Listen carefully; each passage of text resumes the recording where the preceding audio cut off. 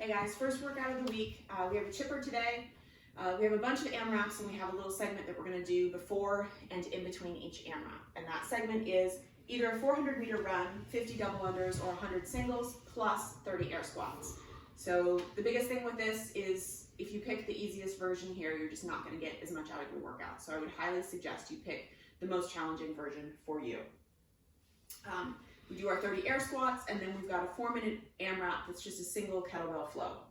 So we're going to start from our kettlebell swing position, lock down the shoulder, flatten the back, height between the legs, swing in, out, in, down. We're going to pounce forward, butt down, chest up. Now we're going to go for a single spiral snatch all the way up to the top. We're going to return to front rack position, drop it back down, pounce back, switch arms, and go again.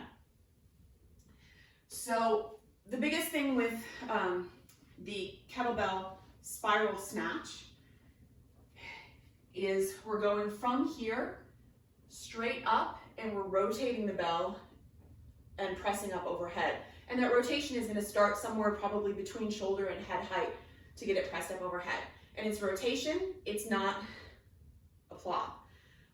So it shouldn't go like that at the top. That's not what we're looking for from this motion. So if you're struggling with that, a couple different things you can do. You can do a different movement altogether, like you can do a clean and a press, or you can work on your spiral snatch by going in stages. So you go clean, and then I'm going to clean a little higher to chin level, clean to the top of the head, all the way up. And so that's sort of how you progress through your spiral snatch phases. It's much easier to do that with a little bit lighter weight. If you only have one weight available, then maybe just work on going a little bit higher than what you're comfortable with so that eventually you can do that all the way up overhead. So you finish your 4-minute AMRAP, minimal breaks or none would be preferable here. Then we do our little set again, 400-meter run, 30 air squats. Then we've got another 4-minute AMRAP.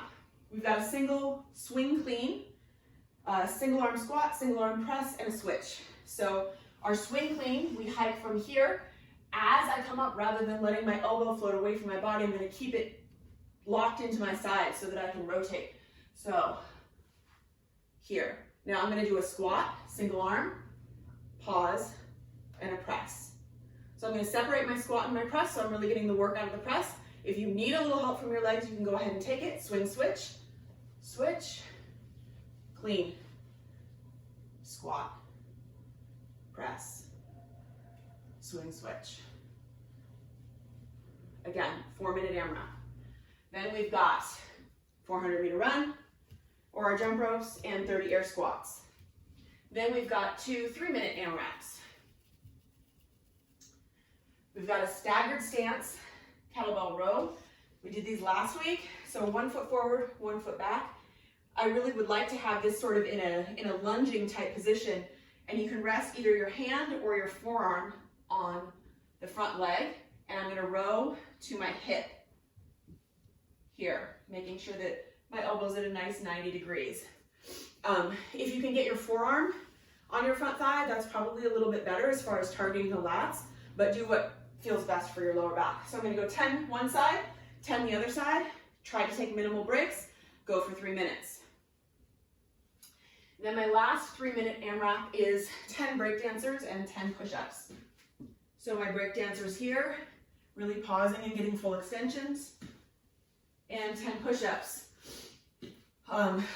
Same thing as usual, my hands are stacked underneath my shoulders, my elbows are pointing down and back, my chest touches the ground, my hips are up, and I come up and get full extension.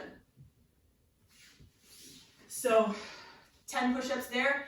If reps of 10 is too many, do them from your knees or split them up 5 and 5, 2 and 8, whatever you need to do.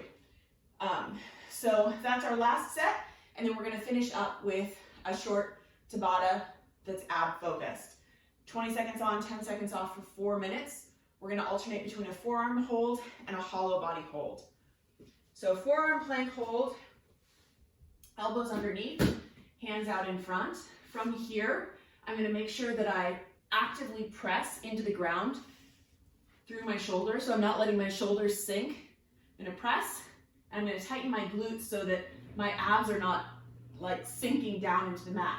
So everything is pressed and elevated, squeezing the legs, squeezing the shoulders, trying to dig our elbows into the mat. 20 seconds there.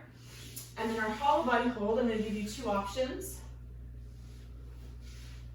We can do our hollow body here, here, or here, which is how we've been doing it. If you'd like a little bit different challenge, you can try to keep your whole upper body on the ground, hands here or here, and just elevate your legs. The biggest thing though is if you do this, you have to make sure that your lower back is not coming up off the ground. Lower back is still staying in the ground. All of this is flat. If this is too much, you can bend your legs, like bring them in, and then start to bring them out until you find the place where your lower back starts to come off, back off a little, and that's where you're gonna hold. Just a different hollow body position. I think you'll find for most of you that it's a little bit more challenging. So if you want a challenge, try that for your Tabata. All right, guys, have fun.